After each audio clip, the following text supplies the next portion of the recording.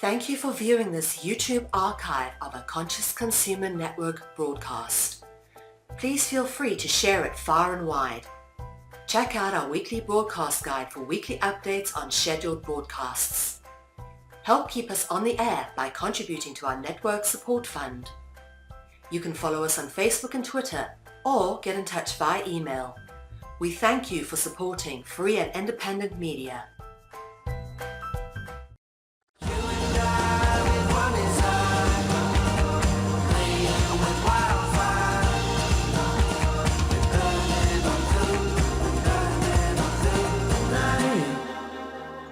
Well, Didier is a French name. I'm Portuguese. I was born in Portugal, but somehow my family found out this name and just give it to me. So, Okay, so now you're living in Portugal. I was born in Portugal, yeah, in the south of Portugal, near a city called Lagos, right at the coast. Okay, well, I'm living in Holland, so I'm in Europe. I'm kind of know my way around, but I haven't been much to Portugal, but I hope to come visit you guys because it looks like you're running a very interesting project.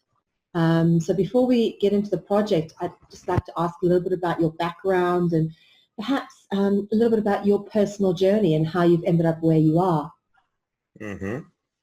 Yeah, well, I left Portugal when I was 18, and I work in Italy, also in the States, and then later in Germany. And I was mainly working in gastronomy, in restaurants and hotels. And when I was something, I came back to Portugal, related to construction, tourism. And I can say that from a materialistic point of view, I was doing well, successful in the business, but I wasn't happy at all, I had all these things, the cars, the houses, the money, but I couldn't, that life was just about that. It just would make sense to me. And I felt at the time a little bit dismotivated with life. And I started to check things like the law we have on the planet, the economy and all that. And it just didn't make sense to me. It seems very disorganized, and the situation was getting worse all the time. So, yeah, and at the point, I think it was like 12 years ago. I must say that also I was applying in a way that I've been successful all my life. I was applying some information that I read in a book called The Power of the Subconscious Mind, how to manifest things, right? And I could manifest anything, which I did. But at this time, my request, so to speak, was not materialistic stuff, but I wanted just to be happy and be in peace. This was my main focus. And after 2 years, I start the process of going within myself in terms of consciousness, spirituality, meditation, and I see it like awakening. And I start to, things start to become much clearer for me. And I start to feel happier, in peace, in harmony, and I access a different understanding about life, the universe, and yeah. Meanwhile, I published also 2 books, one about quantum physics, and with that information, in terms of frequencies, energy, spiritual information, I asked myself, what can you do with that information? Because people are not happy, they're not okay. So I start doing some research about communities, permaculture lifestyles, alternative ways of producing energy, live more healthy. And at the time I was looking for a project that I could integrate, be part of, I found a lot, but I couldn't find one that I wouldn't see any limitations. I don't like limitations. And there were projects were specifically for permaculture, some were just spirituality, some would allow some exchange, of stuff. But I was looking more for a holistic project, a holistic structure that would, by not having limitations, would expand, and it took me some years to go deep in details. And mainly what I did is to create a different social structure that would allow the transition from the system that is falling down, and at the same time, because it is a transition, both systems would coexist. And and it came a point then that I decided to start walking the walk. And it's been already like 3 years that I started doing that. And I registered myself in some sites like Woofer and Alpex. So we've been receiving people from all over the world. Has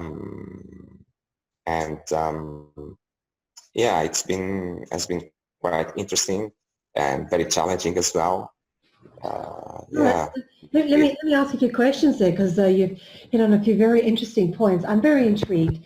So Paradise Island is actually a little community in Portugal. Do you own it? Is it yours outright, or is it a community that owns the land? How does it work? Well, the land I brought myself. It's not a big piece. We're talking about half a hectare, which in terms of space is not so big. But I see the space itself as a laboratory, where many things are happening, many experiences, and I'm mainly in the position of observer to see how people react in the different environments where there is harmony, there is time and space for them to be themselves. Also, I support them spiritually. I'm a hypnotherapist myself. I do regressive hypnosis.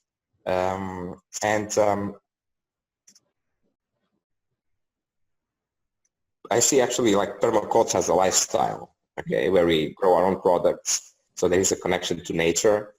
Are you growing stuff there now? Are you obviously, are you totally self-sustaining within your environment? I mean, not totally. We are thinking about getting some solar panels, so we get self-sufficient in terms of energy. We have a boat, we go fishing, we have some animals, chickens and vegetables, and and also we are starting now with doing retreats, for people who are not okay, they're not balanced. So we are at the moment a group of therapists already, and this is a way that we found out by supporting people and at the same time get some income, not just the project, but to allow it to expand. Because if in a community, as I see it, if this spiritual component is not addressed, it's very difficult to have people living together in harmony. It's very easy to create misunderstandings, and it's all about getting together, and those misunderstandings then bring separation. So it is very, very important to have this spiritual component behind. I absolutely agree. And I think that's a beautiful thing that you're doing. So you're creating a healing space as well for people to come and basically get themselves sorted out once they've kind of started realizing that they're being toxified and poisoned by the matrix, both their minds, their bodies, everything.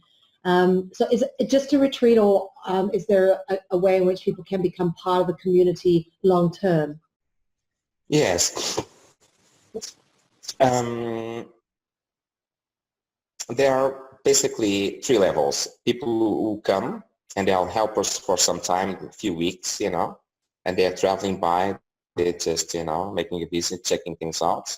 There are people who are in that journey, but they found a place and they keep staying, so we have like people, our residents here, they actually live here long term. And like I said, we are now starting this new stage in our project, which is to receive people who need healing.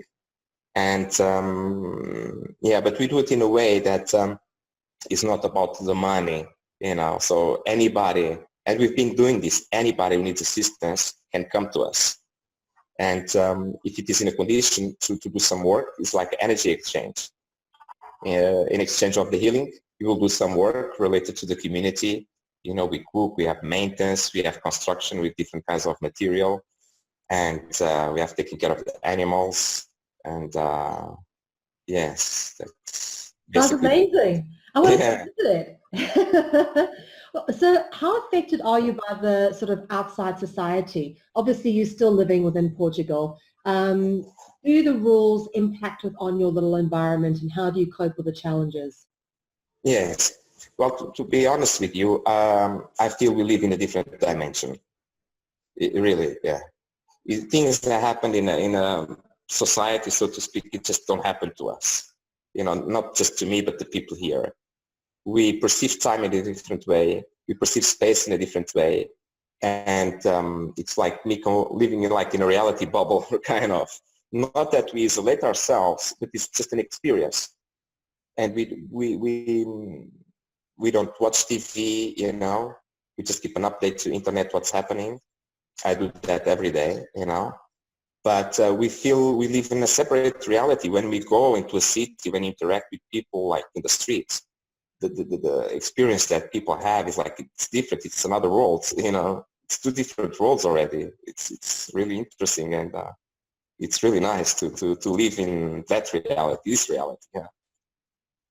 Absolutely. And, you know, I suppose that's kind of ideally how everybody would like to be living. You know, everybody would like to have a little space where they're left alone to do what they want, and they don't have to pander to the rules and regulations and laws of corrupt systems. So what you've created there is absolutely, I think, what everybody at the very least deserves. So in terms of what I like as well is the spiritual connection, and it's not necessarily based around a pure commercial structure, because energetic currency is something we very strongly believe in. You know, we have a humanitarian project that we put so much time and effort into. You couldn't even put money on the amount of effort we put into trying to help people and get information out there. So it's very inspiring and uplifting to find people who are creating these spaces, very well needed for healing, for growth, and also for reorientation to the way life really should be. Yes. Yes. Well, I realized, because the system, that this structure I designed, there is no money there. You know, inside of the structure, the people who are like here, who are somehow connected to the project, there is no money exchange. There is no money there. Because as I see it, if you put money in the equation, your perspectives get narrower, you know, and it just takes you out of the main thing, you know. If you know, it doesn't have to be. I see things in terms of neutrality. You know, nothing is bad. It's just neutral. We keep it to polarity, and money is a way. It's just to facilitate the energy exchange, really. So, but today at this time, we shouldn't also be extreme, like get away from money, because money is still used in society, right? It's about keeping it balanced. But not that it's the main focus. As soon as that becomes the main focus, the approach is then get interference by this. You know, it's the heart. It cannot communicate freely anymore. It's like this money thing behind, and it's not so positive. Yeah. So how many people do you have in your community at the moment? Here we are around 15 people. And you all Yes. get along, and you have a great time there? Yeah, I mean, now the summer is right there. You know, we had people just arrive from camping. That was Sally, made a connection in the computer. And we go surfing, and we tend to keep the day balanced. Like half of the day we do activities related to the community, and the rest of the day just chill out, and people are free to do also, you know, other things. But the way that's done, it's free for the person to choose. It's not, nobody's looking at the clock, nobody is at the time. And also one important thing is that people do something that they really enjoy. So they do it out of pleasure, not of sacrifice. That's really important. If I see somebody doing something that is like requires some efforts, we should check what does this person likes to do. But because it's in an idea, it is a structure, the project itself is not just about this place. We have connections for people outside of this place. And my father has a piece of land. We are putting some plants there. We brought a caravan there. We have 2 goats. So it is expanding. It's not just about this particular half hectare piece of land. It's just like a very small scale. We do these experiments, and when with the knowledge that comes from this experience, we can then think in bigger projects. Yeah. And so this is a pilot project. Is the other piece of land attached to Paradise Island at the moment, or is no? Okay. It takes like about 10 minutes driving. 10 minutes driving from here. Well, the project, the structure I designed actually has 12 different sections. Social areas, and you can find any activity in society you can find on one of those sections, main sections, and then there is the subsections. And one of the guidelines we follow is that we do as much as we can with the things we have available, right? So if you have it, we do it. If you don't, we search for alternatives using our creativity. Another thing is do not create any expectations. We don't have expectations, right? And there is a frequency, a specific frequency that can be translated in what's known as unconditional love, right? Which is based, in my opinion, on 2 things. The understanding that everybody has his own path and the respect of his timing.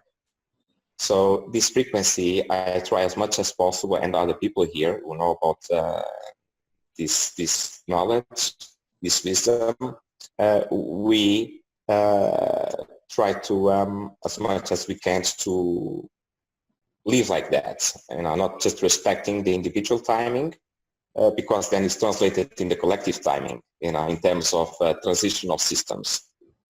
And the system that was developed doesn't offer resistance at all.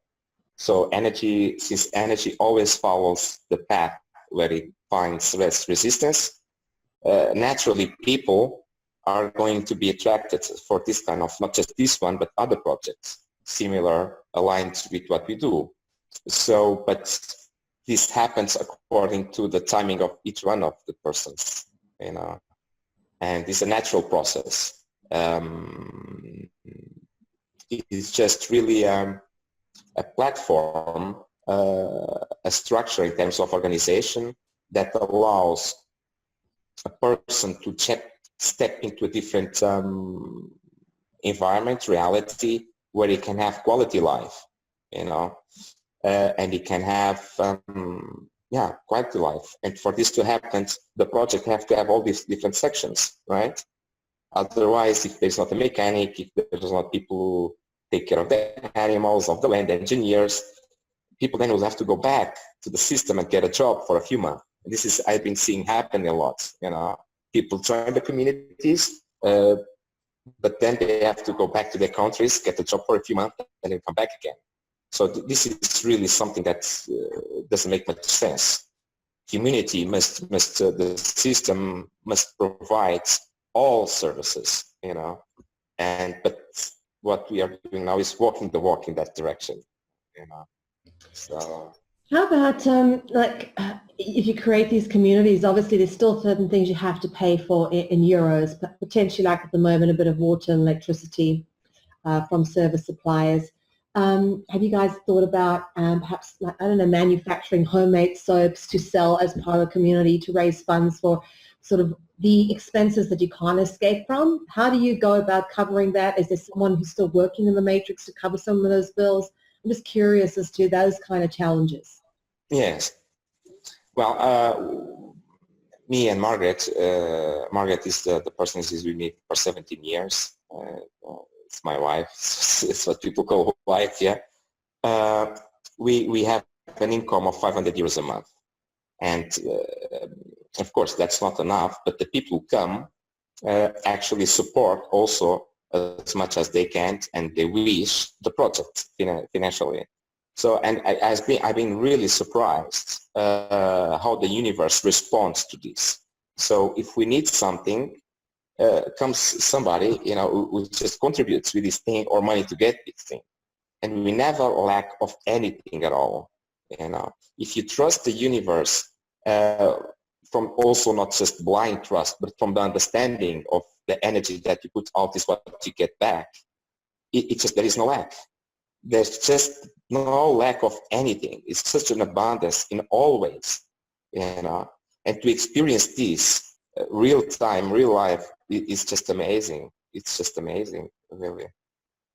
I bet. It sounds amazing. And how do you kind of have your building structures laid out? Is it rooms or little individual chalets and homes?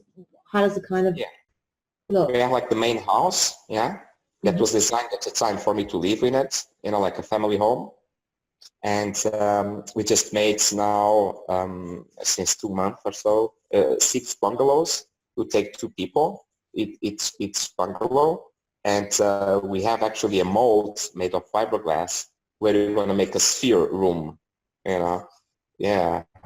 So, but because there's always people coming and going, the helpers that are traveling, what happens sometimes if you get to numbers like 20 people at this place, sometimes people have tents, they sleep in a tent, or use the meditation room. We just place some mattresses on the ground, and people just, they sleep on that room. That's also one of the reasons why we expand to this other piece of land that belongs to my father. It was getting like overcrowded, so we took a caravan we had here, we moved it to the other land, and at the moment it's okay. In the future, one of the ideas that maybe we'll explore is to buy a piece of land, a bigger one, a few hectares, with some ruins or possibility to build something, and search for people, open the door for people who can give a little contribution, and all together we buy the land, and create like eco communities, based in the experience we have, and like extensions of the project. That's how I see it, the next step, because we have requests for people to come for a few days, for long term, like every day, 5-6 people. So I see it as a next step of expansion, as a possibility, yeah. Yeah, there's going to be no shortage of people who'd want to be a part of this project, provided obviously that it runs efficiently. And I've obviously worked intensely with the Venus project since 2010, I think it is. And when you're talking about that little glassed dome home, that's what I'm thinking, because that's kind of the architecture and style the Jacques Fresco has gone for. Do you know the Venus project at all? Yes. Yeah. Yes. That's a kind of, when you say that, that's kind of what I envision when you start talking about these sort of like, rounded rooms and things, that it potentially could end up looking or being something of that nature, because the model that you're suggesting is very close to the resource-based economy model. Yes, well, when I was doing this research, searching for a project where I could put my energy on, I came across, because I speak different languages, so I came across a lot of different projects across the world. And naturally, I just absorb parts from, different projects, So there is little bits from different projects, like the 12 sections. I got it from, what's called, I don't remember now. Anyway, it's not so important. So yeah, there is bits from different projects, really, and in terms of the space where people live, the environment, the field, it is really important. And if you create a space where you have a direct relation to nature in terms of plants and animals, and also the accommodations, if you create a space, a different space, out of the box space, as I call it, you get automatically in a different state of consciousness. It just takes you there. Yeah. You know, if you do something unusual, it's, you know, has this effect on people. Yeah. And what I apply when I design, because I can visualize very easily things, you know, I see it like a catalog of parallel realities, and I apply what's known as feng shui, so the flow of energy, combine forms, you know, materials, colors. It's taken in consideration, you know, and if you do this, I do it intuitive, out of intuition, you know. The space, when people visit the space, they have a good feeling inside. They feel good to themselves. Yeah. Yeah. So because everything absorbs, radiates and absorbs energy, you know. The space around us, the things, the walls, the floor, everything absorbs the energy that we radiate. So if you create the conditions for people in that space to live in harmony, in peace and love and understanding, so this energy keeps being radiated and absorbed by the field, everything that's there. So if somebody that is not used to that frequency comes and meets the place, visit the place, he feels automatically this energy inside of them, you know. Yeah. So yeah, these things should be taken in consideration, you know. At least I see it like that. That's the spiritual component, the energetic understanding about electromagnetic waves, fields, frequencies, yes, that's our approach. Beautiful. Very, very inspired, and we'd really like to come and visit you one day. Yeah. Tell us where again it is located. Well, it's right in the south of Portugal, in a region called Algarve. Okay. And pretty much in the center, you know, there's a little city called Lagos, Lagos. We are, yeah, 5 kilometers. So, you know, and we live in a countryside. There is no houses around us except 2 neighbors, but we don't actually see the house. There's a little forest nearby. It's a lot of pine trees. And when we first got the land, there was maybe 1 or 2 trees on the land. You know, the previous owner has just sold like the topsoil as sand for construction. So the soil was very hard and sterile, you know, nothing would grow here. But what I always was interested now to take care of plants, you know, flowers. And then later I was studying more about vegetables, how to produce them and everything. Looking in terms of self-sufficiency, growing your own foods, like printing your own money. Yeah. Yeah. So we apply those techniques, that understanding, that knowledge on the land, and today it is amazing. It's like we have, I don't know, maybe thousands of different plants, of microorganisms that just develop by not using chemicals and do it with love and respect. And things grow so fast that is just amazing. Just amazing, you know. The land nearby, which is still now from our neighbor, like this one was before, it's like desert, you know, and dry now because it's summer. And this one here, it just looks like paradise, you know, with all these different plants, trees, flowers, birds, frogs. Because if you create an environment, ecosystem, it's just, things just show up because it's energetic. You know, the butterflies show up, the birds show up, the worms show up, the whole thing just explodes of life, really, you know. And I'm very surprised how fast nature can recover.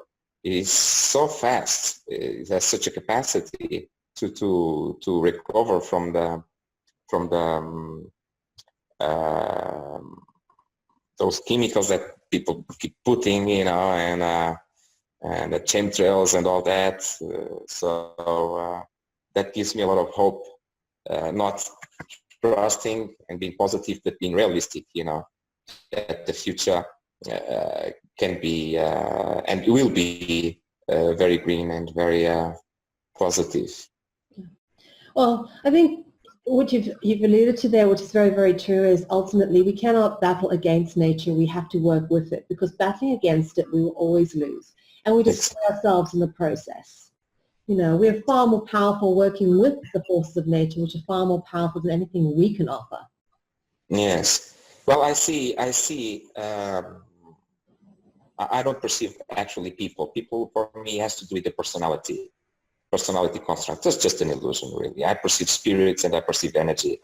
In this way, I don't see spirits detached from nature. It's like humans have that experience, like nature is something else and they are outside of it. I experience unity. So I see that, as you say, if we don't take care of the planet of nature, we lose because we're hurting ourselves, really. It's like a suicide mode, So because it's this direct interdependence with the planet, So and to experience that connection, that's the thing.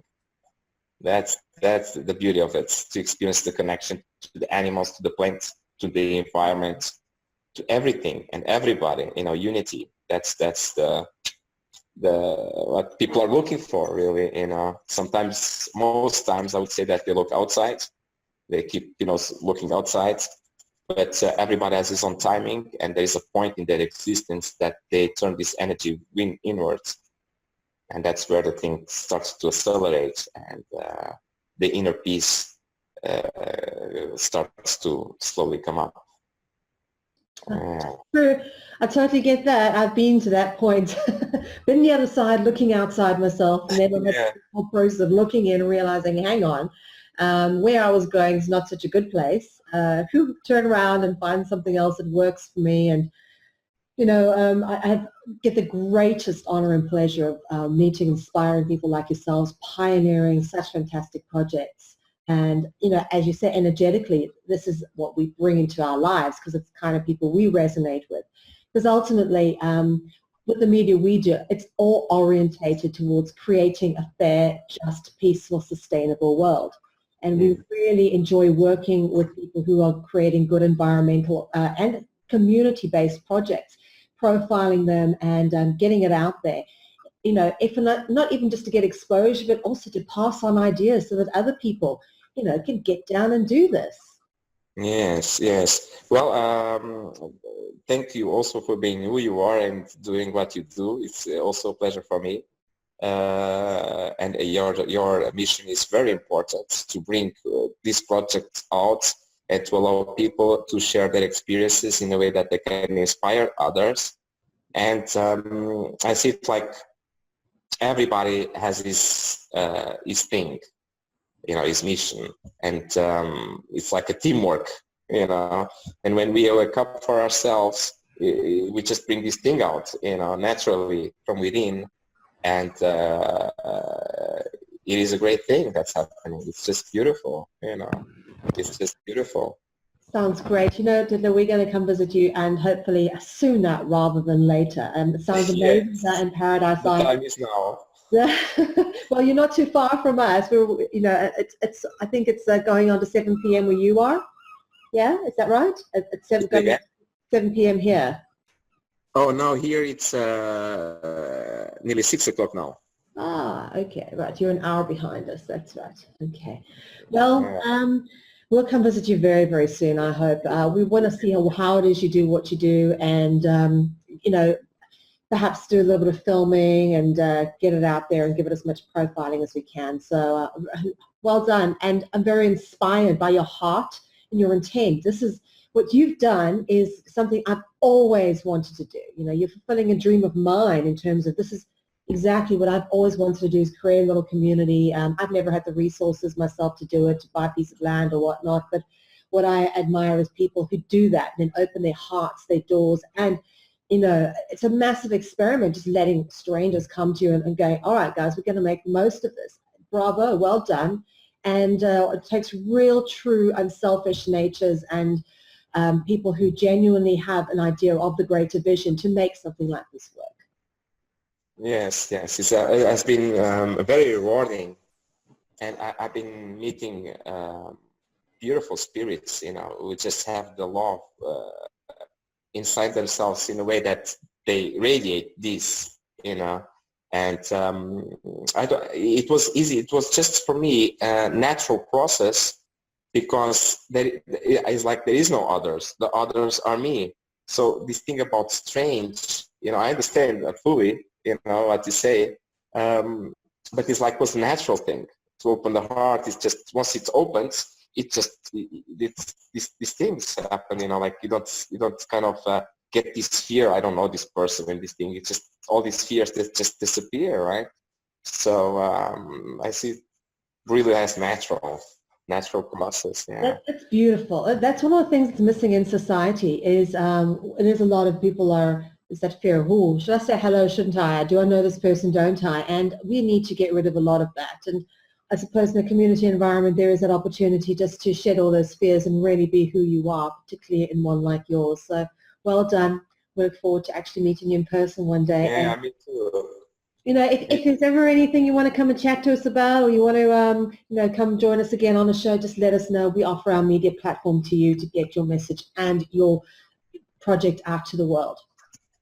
Thank you very much, and thanks you again for this interview and allow us to share what we do and what we perceive. Beautiful. Thank you very much. You're welcome, Didier.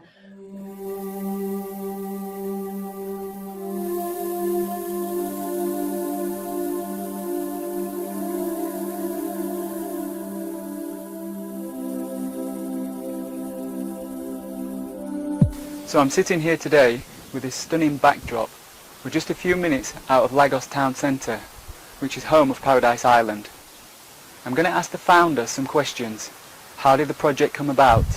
And what can people expect to gain from visiting it? I was not happy at all, and I started questioning life, the purpose why I'm here, what's the purpose of all this, because I was working with older people, and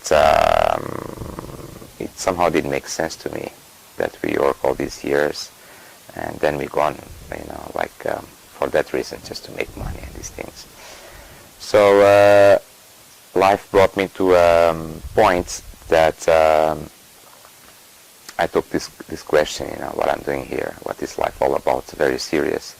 And I started accessing information like meditation, how to raise your frequency. And I start from there. When I was 18, I read a book that assisted me in my life called The Power of the Subconscious Mind. For some time, it's saying that there was no order. It really wouldn't matter if you're good or bad. Like, apparently, in the surface. But deep inside of me, I couldn't believe that.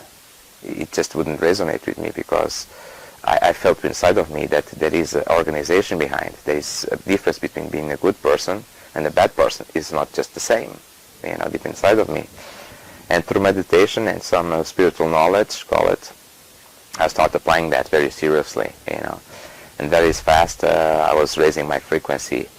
And as I was coming up, things would become much more clear to me, So my thinking was not in terms of materialistic issues and these ideas, but in terms of energy, frequencies, electromagnetic waves.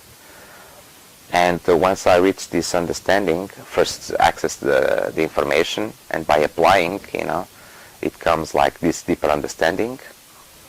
And I start really applying this information within myself. And I find happiness inside of me. It was no longer depending on what happened outside of other people or other situations. And I start sharing this information, I did what's called, can be seen as workshops, like practical spirituality, very practical concepts and ideas, guidelines that people can apply on a daily basis. But I was still living in my reality bubble, in my land and taking care of plants and animals. And came a point then that I felt there's something missing here. People. It's time now to start creating projects, start interacting more with people. opened the doors. The heart was already opened the doors of my place, so to speak. It's not mine, I just use it. But yeah, and we started this journey 3 years ago, and it is expanding, and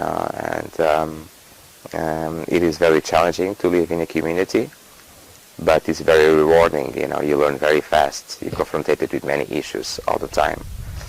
So it took me years, really, of research in checking what it is already in terms of different projects, communities all over around the world, and I couldn't find what can be seen as a social system, social organization that had no limitations. I couldn't find one as I could see it.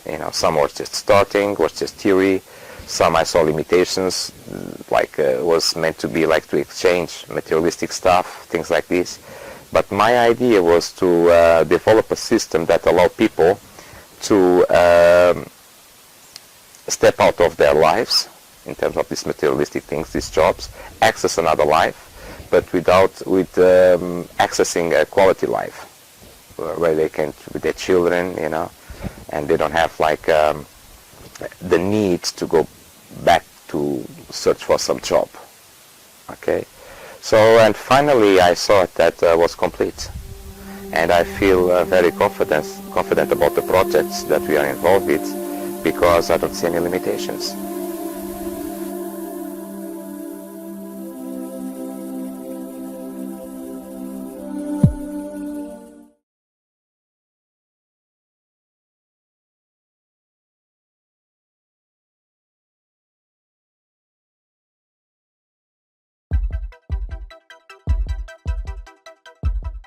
Conscious Consumer Network was designed to create a live broadcast TV network for free and independent media, and has been live on the air since the 1st of January 2015.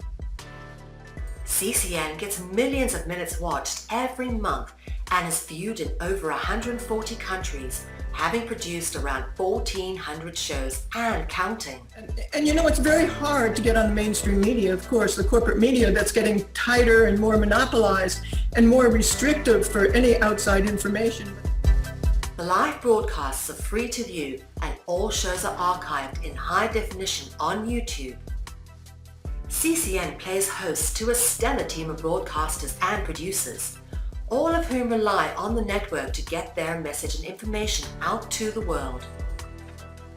CCN has continued to evolve, constantly seeking to create greater media usage and opportunities for both broadcasters and viewers, including supporting projects such as the newly launched consciouscommunities.org, a brand new social media platform that is free to use and has been created for those dedicated to the pursuit of freedom, justice, peace, and sustainability to come together and co-create the solutions to a better world.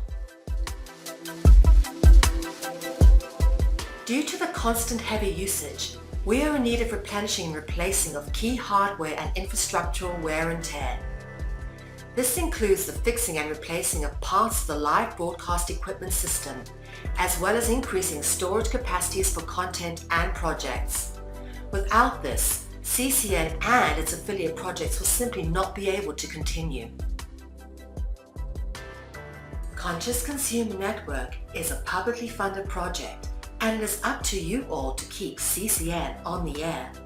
Support our funding drive with a donation or become a monthly pledger. We thank you all for supporting free and independent media.